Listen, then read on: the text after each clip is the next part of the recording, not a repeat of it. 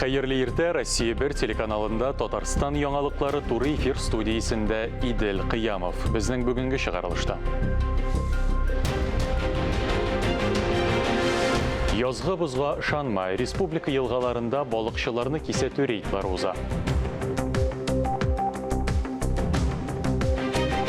Яз ашыктыра, тәтеш игенчеләре кыр эшләренә соңгы әзерлек чараларын күрә.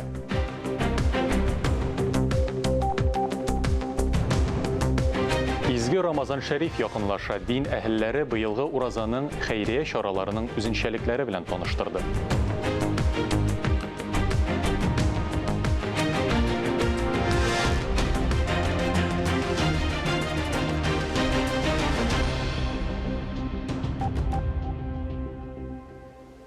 Чаллыда Татарстан Халыклары Ассамблеясы президиумының күчмә утырышы узды. Шәһәрдә яшәүче төрле милләт вәкилләре үз телләрен һәм мәдәниятләрен саклау тәҗрибәсе турында сөйләделәр.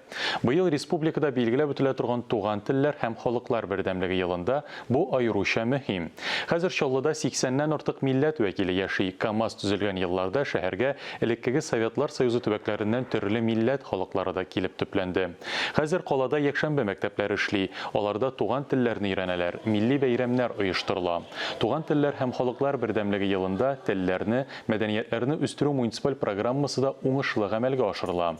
Татарстан Дәүләт Советы рәисе Фәрит Мөхәммәтшин утырышта Чаллыда этник ара һәм милләт ара мөнәсәбәтләрнең камиллеккә илтүче үрнәге буларак бәяләде. Бу тәҗрибә башкалар өчен дә үрнәк. Татарстан Республикасында яшәүчеләр 3 яшьтән алып 7 яшькә кадәрге балаларга пособиеләр билгеләү мәсьәләсе буенча 557-21-13, 557-21-12 һәм 557-19-36 телефоннары буенча консультация алып була. Татарстан Хезмәт, мәшгульлек һәм социаль яклау министрлыгының халык белән эшләү секторының контакт мәгълүматлары ведомствоның рәсми сайтында гражданнарның мөрәҗәгатьләре бүлегендә күрсәтелгән. Билгеләп үтик, 2021 елның 1 апреленнән 3 яшьтән алып 7 яшькә кадәрге балалар өчен пособие түләүнең яңа тәртибе расланды.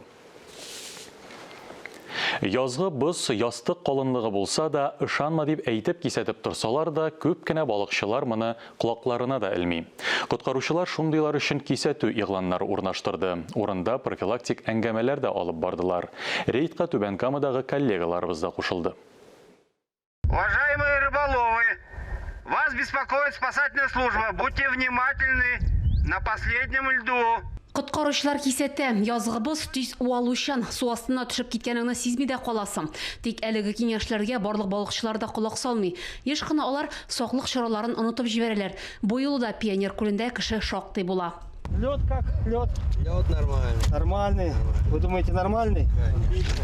Понятно. Разве не нормальный? Владимир Костромин белдерүенчә, яраткан шөгыле бер шир кебек. Буш вакыт чыгуга күңел кыбырсына башлый ди балыкчы. Анда җыенып чыгып китү үзе бәйрәм.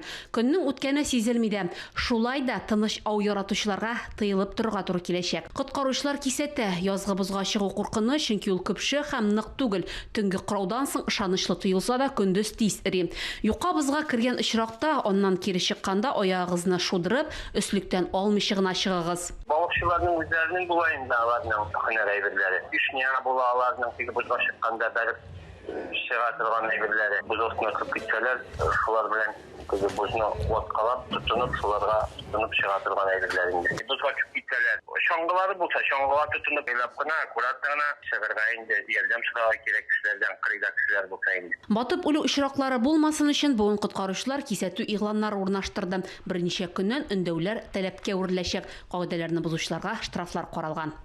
Гөлия Нигъмәтуллина, Фәхри Исламов, яңалыклар. Татар-информ агентлыгында якынлашып килүче изге Рамазан айын уздыруга багышланган матбугат конференциясе булды. Татарстан диния нәзарәте вәкилләре ураза, ифтар мәҗлесләрен, хәйрия чараларын оештыру, фитр садакаларын җыеп өләшү һәм изге айның башка көнүзәк гамәлләрен тәфсилләп аңлаттылар. Быел Рамазан ае 13 апрельдә башлана. Бу көнне мөселманнар уразага керә. Беренче тәравих намазы 12 апрель көнне ястү намазыннан соң укыла. Гает намазы 13 майга туры килә. Татарстан мөфтиенең рәсми органнар белән эшләү буенча урынбасары Илфар Хәзрәт Хәсәнов Рамазан аенда тәравих намазы санитар-эпидемиологик вазгыятны күз уңында тотып укылачагын әйтте. Мәчетләрдә социаль дистанция сакланачак. Сулыш органнарын саклау өчен битлекләр кулланырга кирәк. Ифтар мәҗлесләрендә 100-гә кадәр кеше катнашырга рөхсәт ителә. Шулай ук Рамазан изге гамәлләр ае хәйрия марафоны да башлана. Диния нәзарәтенең зәкят фонды һәм мәчетләр төрле хәйрия чараларын игълан итә. Тернеклендирүү үзәгенә килеләр начар күрүчеләр һәм күрмәүчеләр. Россиянең төрле төбәкләрдән шушылар өчен тернеклендирүү курслар башлана. 12 апрельдә Рамазан ае буена алар дәвам итәчәк. Һәм шушылар өчен һәм мәхәллә халкы өчен ифтар мәҗлесләрен үткәрербез. Монда урыны җитмәгән кешеләргә без шуннан тыш 1200 ланчбокслар иләренә хәтле таратабыз. Шулай итәбез. Аннары безнең тормыш юлы акциясе дәвам итә бит. 500 шушы Рамазан айында 500 ризыклар наборларын таратырбыз шушы начар хәлдә булган кешеләргә. Сугуд Гарәбстаны Хош эшләре министрлыгында белдерүләренчә, ил хөкүмәте коронавирус инфекциясенә каршы прививка ясаткан хаҗиларга Рамазан аенда изге урыннарга сәфәр кылырга рөхсәт итә. Рөхсәт алырга теләүчеләр вакцинаның 2 дозасын да кабул итәргә тиеш. Документның үзен исә махсус кушымтада вакцинация узган статусы нигезендә бирәчәкләр. Бу коронавирустан терелгәннән соң прививка ясаткан кешеләргә дә кагыла. Кеше хаҗ, ягъни гомәрә кылырга, Мәккәдәге изге урыннарга сәфәр ниятләгән мөселманнар махсус кушымталарда теркәлергә тиеш. Шул ук вакытта коронавирус инфекциясе таралуына юл куймас өчен тиешле чаралар күрелә. Исегезгә төшерәбез, быел Рамазан ае 13 апрельдә башлана. Әлмәт районының Шупай авылында танылган сәүдәгәр һәм иганәче Әхмәт Бай тормышына багышланган театральләштерелгән тарихи тамашаны күрсәттеләр. Күренешне Шупай авылы мәдәният йорты хезмәткәрләре куйды.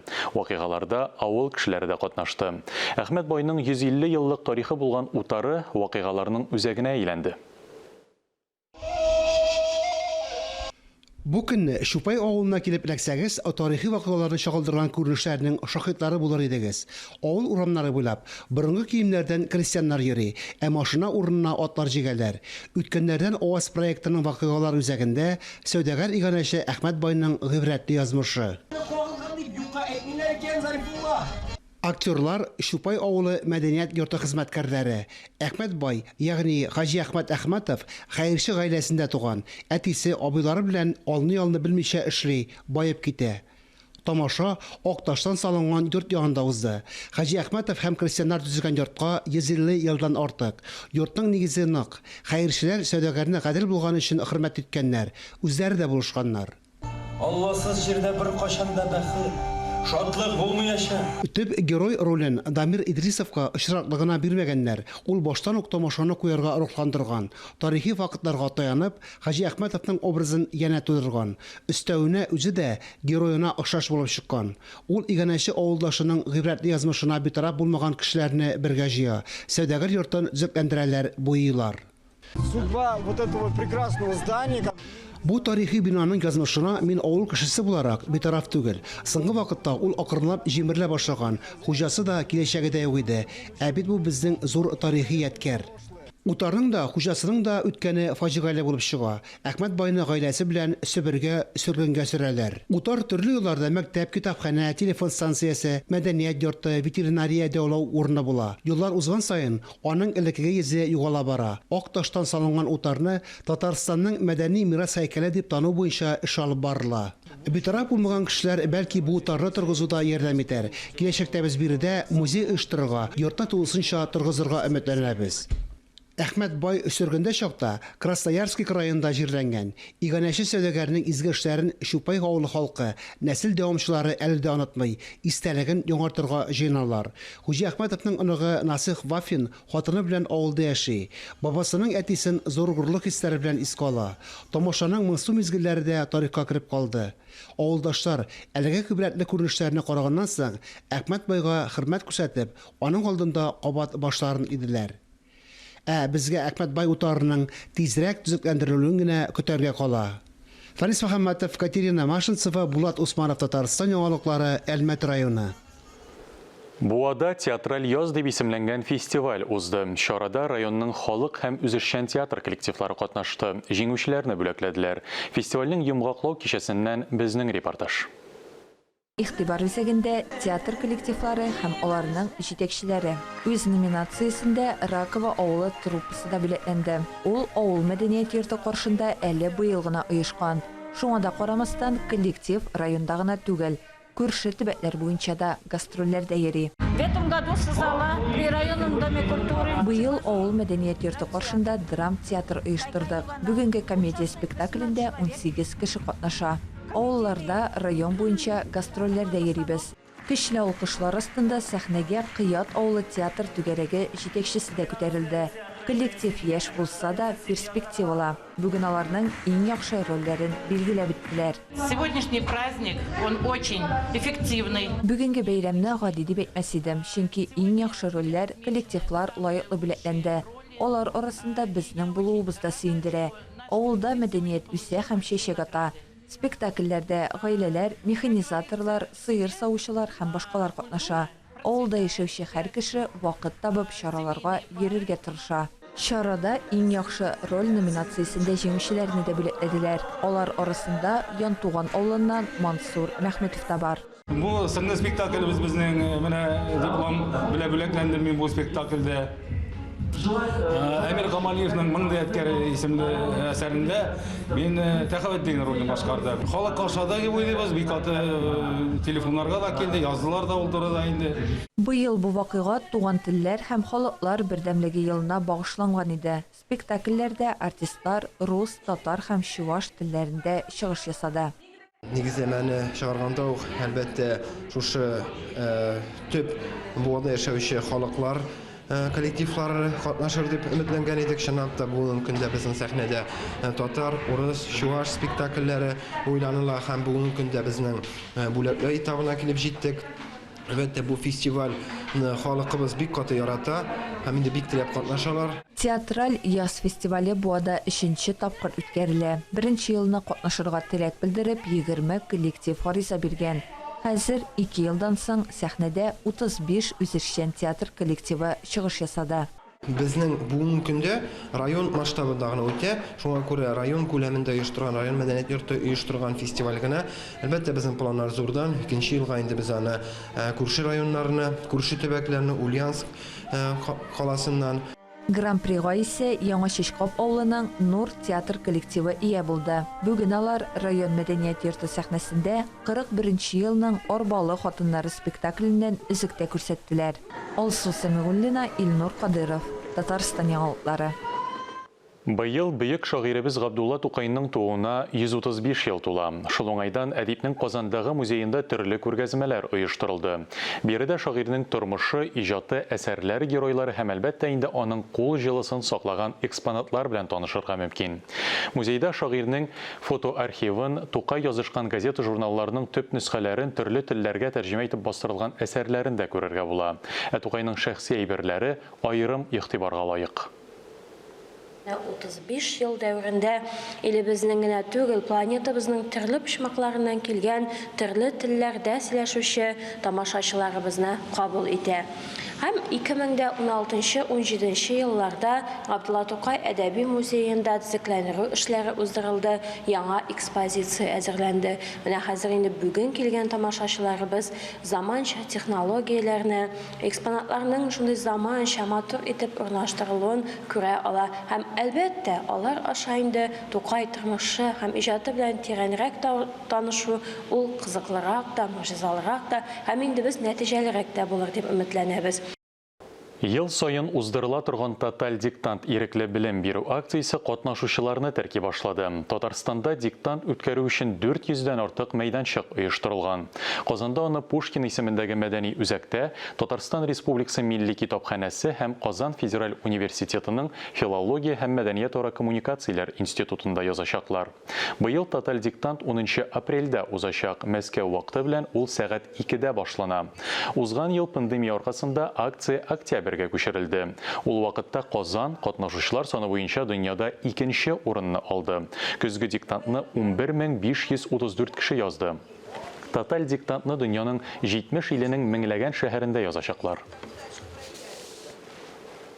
Язгы кыр эшләре башланырга санаулы көннәр калды. Республика авыл хуҗалыгы һәм азык-төлек министрлыгы белән Дәүләт техник күзәтчелек идарәсе белгечләре урыннарда техниканың кыр эшләренә әзерлеген тикшерә. Тәтеш районының Бакырчы хуҗалыгы басуларында әле кар эреп бетмәсә дә, чәчкечләр, дискаторлар, тракторлар бүгеннән чәчүгә чыгарга әзер.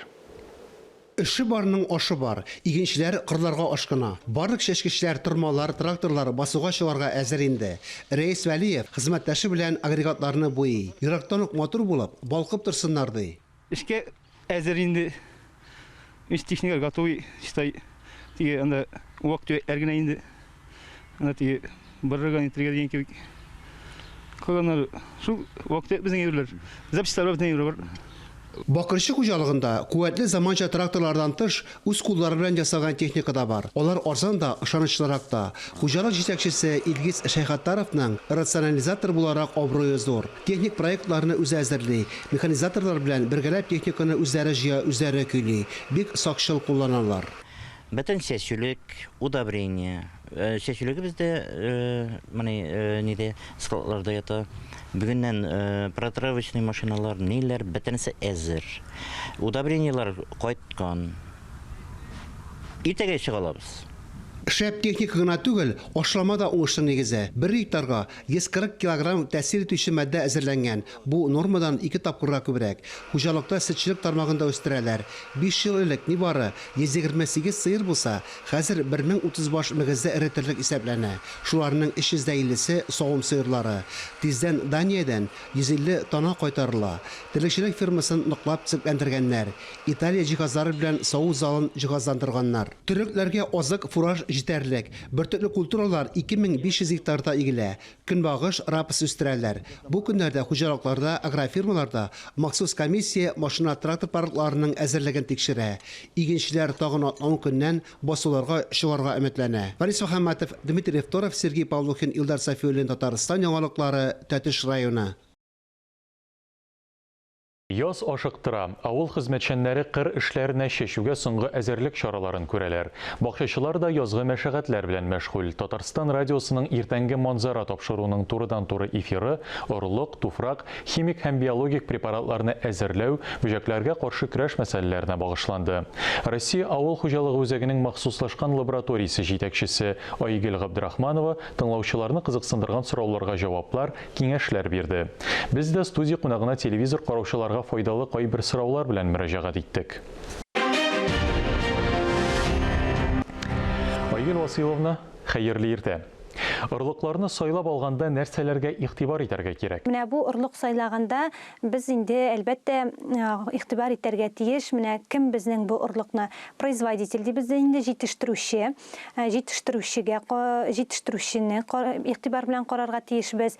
Аның этикеткада язылган мәгълүматкә бик нык игътибар итәргә кирәк. Монда безнең кем җитештерелгән, кайда җитештерелгән, штрих-коды булырга тиеш безнең этикетканың һәм инде менә бу орлыкның тикшелеше буенча безнең тикшерү үткән булырга тиеш. Химик, биологик препаратларны нинди микъдарда кулланырга тәкъдим итәсез? Бу семенәләрне утыртканда без әле препаратлар белән эшкәртеп замачивать итү дибез инде без аны эшкәртеп утыртырга киңәш итәбез. Ни өчен дигәндә, чөнки күп кенә семенәләр, алар инде нинди дә булса инфекция белән зарарланган булырга мөмкиннәр. Туфракны ничек сайлап алырга? Теплицаны ничек эшкәртергә? Туфрак мәсьәләсенә килгәндә, бу бик җаваплы карарга кирәк. Ни өчен дигәндә, безнең әле семенә үзегенә түгел, күпчелек инфекция ул инде әлбәттә безнең туфрак. Туфрак ул уңыш алу буенча 70-80% роль уйный. Бакчаларда культураларны чиратлаштырмау, шулай ук безнең инде мәсәлән теплицаларда туфракны алмаштырмау, культураларны чиратлаштырмау һәм шулай ук теплицаларда мәсәлән туфракны алмаштырмау, ул инде безнең туфракта инфекциялар булдыруга этәрә. Шуңа күрә безнең менә бу иң беренче чиратта туфракның үзен дәваларга кирәк. Бөҗәкләргә каршы көрәшү чараларына да тукталсагыз иде. корткыш инде күбәеп киткәнен көтәргә түгел, корткышның 1-2 экземплярын без бакчаларда күрәбез икән, инде эшне башларга кирәк. Ни өчен дигәндә, безнең менә бу бөҗәкләр, алар бик нык тиз үрчим бирәләр. Шуңа күрә берничә корткыш күрүгә, әгәр дә инде сез бигрәк тә биологик метод белән эшләргә уйлыйсыз икән, монда әлбәттә менә әйтеп үткәнемчә инде 1-2 экземплярны күрүгә эшне башларга кирәк. Бар безнең биологик инсектицидлар, асылын бигрәк тә бацилла турингенсис һәм бавария кебек микроорганизмнар тәшкил иткән препаратлар, алар бик эффектив. Бары тик аларны дөрес иттереп һәм вакытында кулланырга кирәк. Колорадо коңгызын химик препаратлардан тыш тагын нинди алымнар белән юк итәргә була? Дөрестән дә инде менә бу Колорадо коңгызына каршы безнең файдалы бөҗәк без алып кайттык. Бу безнең узган ел безнең Всероссийский институт защиты растений Санкт-Петербург шәһәрендә эшләп килә. Менә шушы лабораториядан без маточный культура дибез инде, менә шушы бөҗәкләрнең берничә экземплярын алып кайтып, үзебезнең лаборатор шартларда менә 1 ел дәвамында үрчетәбез. Ачык грунтта без аны тикшерәчәкбез, никадәр эффектив, ни өчен дигәндә, безнең бу падизус дигән Колорадо кортын белән тукланучы файдалы бөҗәк, ул безнең җылылыкны бик ярата. Аның өчен 18 градустан түбән градус аның үсешенә, аның яшәешенә зыян китергә мөмкин. Сезнең үзәк каршында консультация, киңәш бирү бүлекләре бармы? Әйе, безнең Казан үзәгендә һәм шулай ук менә бу ел безнең 5 районда консультацион бүлекләр ачылды. Безнең Казан шәһәре агросәнәгать үзәге